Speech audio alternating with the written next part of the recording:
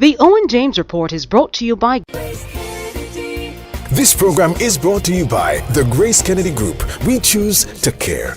Grace Kennedy Money Services has been here for you and your family, here and abroad, because we understand that you're receiving more than money. You're receiving their love. Grace Kennedy Financial Group has been here for you because we know it's more than just investments, insurance, or banking. It's about security and creating a path to realizing your dreams. For 90 years, honesty, integrity, and trust. The Grace Kennedy Group, we choose to care. Good evening. This is the Owen James Report.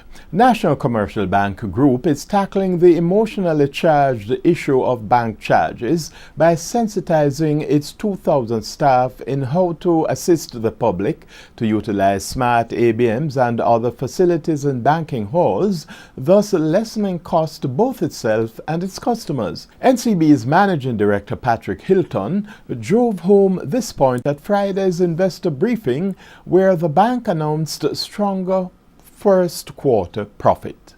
Our people on the ground, all 2,000 out of them in the various locations across the business, need to be sensitive to and cognizant of the need to continuously and constantly engage in the dialogue. That's important. That's an important aspect of it.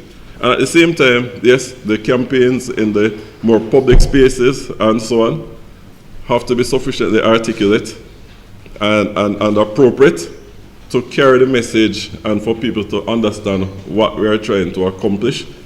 And what NCB is trying to accomplish through the introduction of smart technology in some banking halls is more efficiency in the use of banking halls while giving customers a cheaper option to do business. On the foreign exchange market, the Jamaican dollar weakened against the US and the Canadian dollar while strengthening against the British pound.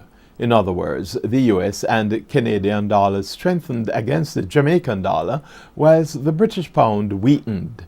The greenback gained 4 cents Jamaican, closing at an average selling rate of $107.21 Jamaican, whilst the Canadian dollar strengthened by 18 cents Jamaican to close at $96.85.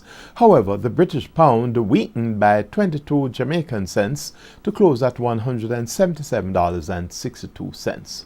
On the Jamaican stock market, a 10% gain by heavily traded lime triggered modest increases in the indices today. The main JSE index gained 217 points, or 1/5%. 27 stocks traded, with 10 advancing, 5 declining, and 12 holding firm.